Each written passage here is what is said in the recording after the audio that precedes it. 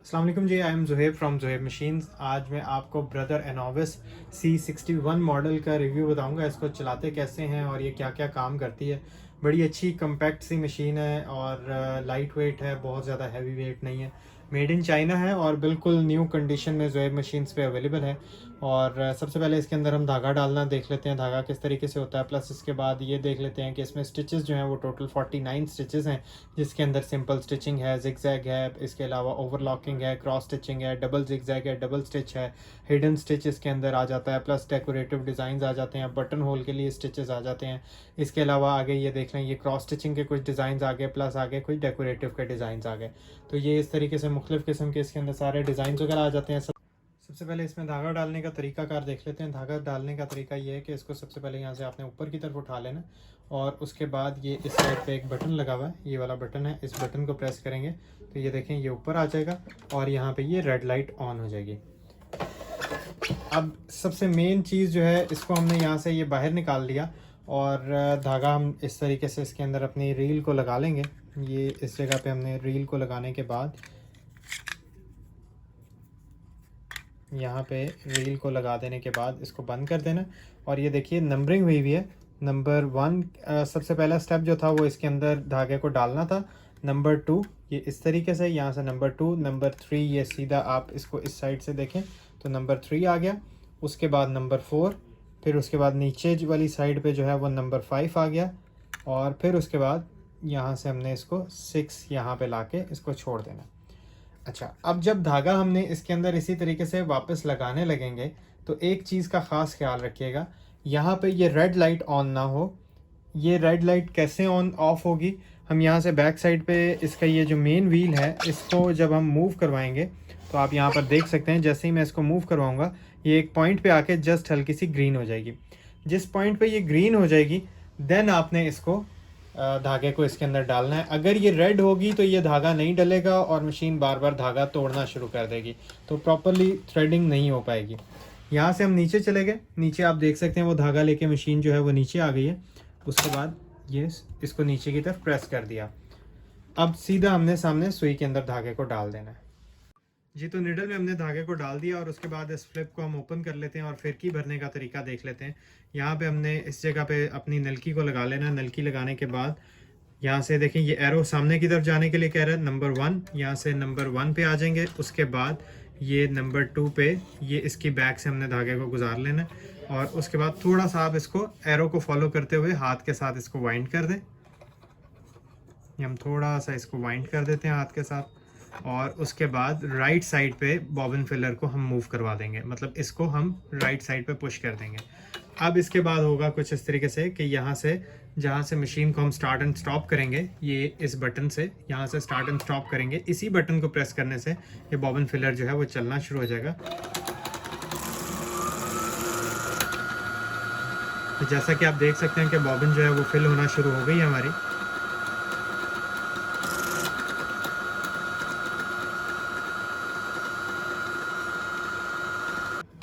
और यहाँ पे अब हम इसको रोक देंगे। ये अब आप देख लीजिए कि ये बॉबिन जो है हमारी फिल हो गई है।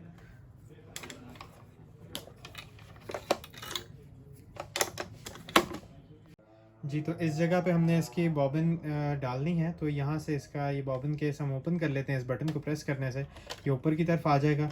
उसके बाद इस जगह पे हमने जो बॉबिन अभी फिल की थी उसको रख देते हैं। ये देखें यहाँ से, और ये यहाँ पे एरो भी बना हुआ है। इस एरो को फॉलो करते हुए, मतलब हर जगह पे उन्होंने डायरेक्शंस दी हुई हैं आपने किस तरीके से करना है। और यहाँ पे आगे आ जाने के बाद यहाँ पे धागा इसका कट हो जाएगा ऑटोमेटिकली। इसके अंदर कटर लगा हुआ है जो कि धागे को कट कर देता है। अब हमने ऊपर वाला धागा तो डाल दिया था, अब यहाँ से हम इसको स्टार्ट करके देख लेते हैं। जी, तो जैसा कि आप देख सकते हैं कि धागा वगैरह डल गया। अब यहाँ से आपको मैं स्टिचेस वगैरह के बारे में बता दूँ। यहाँ से 0 0 वाले स्टिच को सिलेक्टेड है। जैसे ही आप मशीन से मतलब स्टार्ट करेंगे तो 0 0 नंबर वाला स्टिच जो है वो सिलेक्ट होगा और यहाँ से मैं इस मशीन को स्टार्ट कर दूँगा। ये इसकी मशीन की स्पीड कंट्रोलर है। लेफ़्ट साइड पे करेंगे स्लो हो जाएगी, इस साइड पे मीडियम हो जाएगी और उसके बाद यहाँ से ये फास्ट हो जाएगी। ये आप देख सकते हैं मशीन जो है वो सिंपल स्टिचिंग कर रही है। ये इसका ऊपर वाली साइड से स्टिच है और ये नीचे वाली साइड से। एंड पे मैं इसको जूम करके भी आपको दिखा दूंगा। ये इसका ऊपर रिवर्स का बटन है। सपोज़ हमने जिस तरीके से हम टांका लगा रहे होते हैं और इसको प्रेस करने से मशीन रिवर्स चलना शुरू हो जाएगी, जिसे हम टांका पक्का करना भी कहते हैं। ये निडल अप एंड डाउन के लिए होता है, जस्ट वन स्टेप के लिए, और ये थ्रेड कटिंग के लिए होता है, धागा वगैरह काटने के लिए। सो यहाँ से अब आगे चलें तो इसके नॉर्मल जिगजैग वगैरह सेलेक्ट कर लेते हैं। यहाँ से ये देखें जिस तरीके से मैं 4 नंबर इसका सेलेक्ट कर लेता हूँ और यहाँ से स्टार्ट कर देता हूँ। 4 नंबर पे ये अपनी नॉर्मल जिगजैग करेगी मशीन।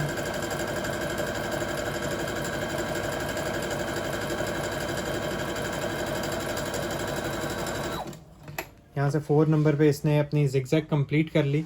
उसके बाद आगे चलें तो डिफरेंट किस्म के डेकोरेटिव डिज़ाइन है, जिस तरीके से 47, 48, 49 पे इसके डिज़ाइंस हैं। तो यहाँ से मैं इसको 4 और उसके बाद ये 47 नंबर पे ले आता हूँ, या 46 नंबर पे, वट कोई सा भी आप बनाना चाहें। उसके बाद यहाँ से मैं इसको स्टार्ट कर दूँगा। मतलब ईजी टू यूज़ कहने का मतलब ये है कि जस्ट आपने सामने नंबरिंग देखनी है और उसके बाद यहाँ से एडजस्ट करके स्टार्ट कर दें। मशीन ऑटोमेटिकली सब कुछ खुद ही करेगी। स्टिच खुद ही उसकी लेंथ को भी अरेंज करेगी, विड्थ को भी करेगी। अगर आप मैनुअली करना चाहें तो इसके ये दोनों बटन्स लगे हुए हैं। ऊपर वाला टांका बड़ा छोटा करने के लिए, नीचे वाला जिगजैग बड़ी छोटी करने के लिए। अभी जैसा कि आप ये देख सकते हैं स्क्रीन में, ये डेकोरेटिव अपने डिज़ाइंस बना रही है। प्लस इसके बाद ये इसके कोई डिफरेंट किस्म के डिज़ाइंस हैं। जो 44 नंबर पे है, ये फ्रंट बैक का स्टिच इसको कहते हैं। इसमें कपड़ा आगे और पीछे की तरफ मूव करता है। तो मेक श्योर कीजिएगा जब भी आप ये इस किस्म के डेकोरेटिव डिज़ाइन बना रहे हो तो कपड़े के नीचे कॉपी का पेपर, अखबार या बुकरम लाजमी लगा लीजिएगा, ताकि कपड़ा जो है वो स्टिफ्ट रहे। वो बाद में पानी के साथ रिमूव हो जाता है। कुछ लोग ऐसा नहीं करते, जिसकी वजह से शटल के गिर्द जो है वो सारा धागा लिपट जाता है और कल को फिर कंप्लेन आ रही होती है कि मशीन धागा बहुत ज़्यादा तोड़ रही है। वो शटल डैमेज होने की वजह से ऐसा होता है। तो ये ज़रा ख़ास ख्याल रखिएगा इस चीज़ का। इस किस्म के 2-4 आपको डेकोरेटिव डिज़ाइन वगैरह बनाकर इसके ऊपर चेक करवाता हूँ।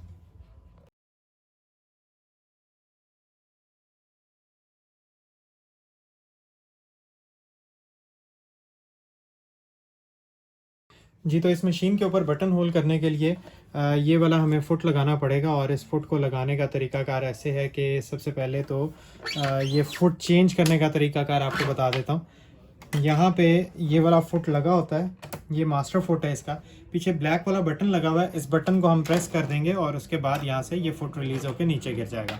उसके बाद ये वाला फुट हमने लगाना है, तो ये वाली जो पिन है ये बिल्कुल उस इंजेक्टर के नीचे रखेंगे और ये ऑटोमेटिकली उसको ग्रिप कर लेंगे।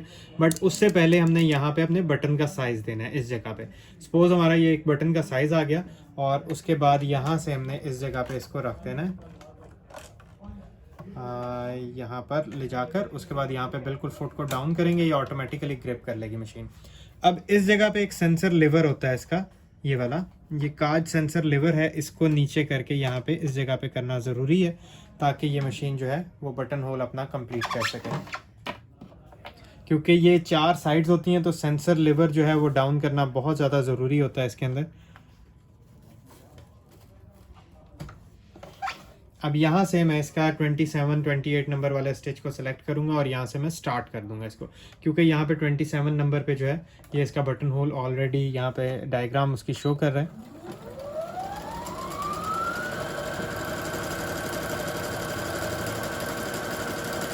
ये आप देख सकते हैं मशीन चारों साइड जो है बटन होल की बनाने के बाद ऑटोमेटिकली स्टॉप हो जाएगी। जो मैंने साइज़ दिया हुआ है उतना ही बटन होल बनेगा। ये आपने देखा ऑटोमेटिकली मशीन स्टॉप हो गई है। और ये देख लीजिए ये बटन होल कंप्लीट कर दिया मशीन ने। इसको सेंटर से अब हम कट कर देंगे। प्लस इसके बाद इसके डिफरेंट किस्म के मज़ीद और काम आ जाते हैं, जिस तरीके से पीको वगैरह हो गई। तो पीको करने का तरीकाकार इसमें ऐसे है कि ये वाला स्क्रू जो है हमें ओपन करना पड़ेगा। ये वाला स्क्रू जो है ओपन कर लेंगे हम। ओपन कर लेने के बाद ये इजीली मतलब ये खुल जाता है। और उसके बाद ये वाला पीको वाला फुट जो है, ये वाला फुट जो है हमने लगा लेना है इस जगह पे।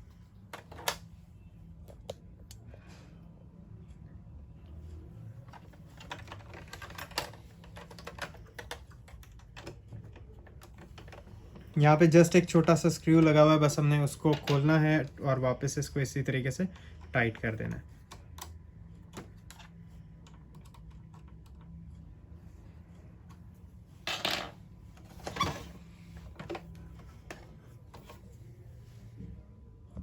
यहाँ से हम इसको जो है वो इसकी स्टिच सेलेक्ट कर लेंगे 4 नंबर पे। तो यहाँ से ये 0 और यहाँ से 4 नंबर इसकी बाय डिफ़ॉल्ट जिगजैग है।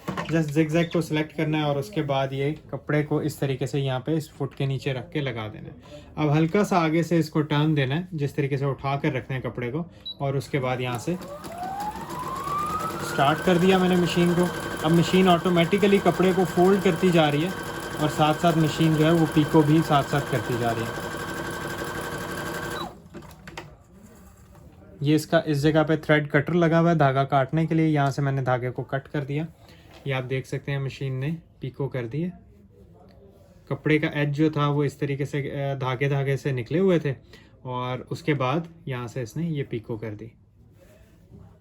प्लस यहाँ से ये जो चीज़ है इसकी, ये थ्रेड टेंशन है धागा टाइट और लूज़ करने के लिए। मतलब सम टाइम अगर कभी कपड़े के ऊपर अगर आपका धागा जो है वो नीचे की तरफ लूप्स बना रहा हो तो आप इसको यहाँ से टाइट और लूज़ कर सकते हैं जी। तो इसके ऊपर ओवरलॉक करने के लिए हम ये वाला एक फुट लगा लेंगे और इस फुट को थोड़ा सा यहाँ से ओपन कर लेंगे। इस जगह से यहाँ से ओपन कर लिया और उसके बाद यहाँ पे लगा देना है। बिल्कुल वैसे ही लगेगा जिस तरीके से मैंने पहले आपको बताया था। यहाँ पे नीचे रख के इसको फुट को डाउन करेंगे, ऑटोमेटिकली इसको ग्रिप कर लेगा। यहाँ से स्टिच नंबर जो है मैं सिलेक्ट कर लूँगा 7 नंबर 07 और उसके बाद इस तरीके से कपड़े को रखूँगा। ये जो सेपरेटर लगा हुआ है वाइट वाला, इससे लेफ्ट हैंड साइड पे कपड़े को रखूँगा, राइट हैंड साइड पे नहीं रखूँगा। और यहाँ से मशीन को स्टार्ट कर दूँगा। ये कपड़े का जो एज है मशीन ऑटोमेटिकली लॉक करके, ये आप देख सकेंगे कि कपड़े का जो एज होगा वो मशीन ऑटोमेटिकली लॉक कर देगी।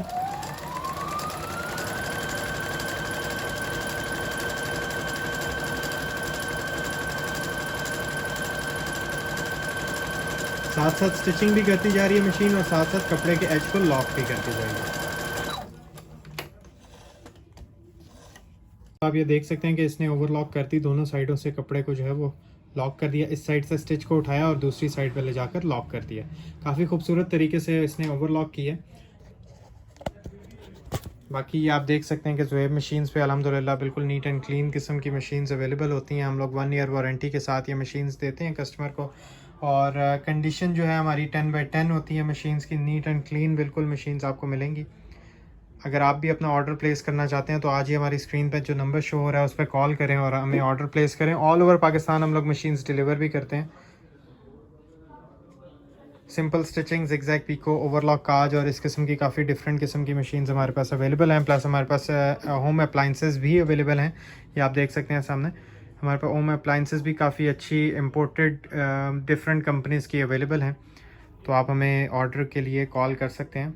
उम्मीद करता हूँ आपको मेरी ये वीडियो पसंद आई होगी। अगर वीडियो पसंद आई है तो प्लीज़ चैनल को सब्सक्राइब कर दीजिएगा और वीडियो को आगे से आगे अपने फ्रेंड्स एंड फैमिली के साथ शेयर कर दीजिएगा। थैंक यू जी, अल्लाह हाफ़िज़।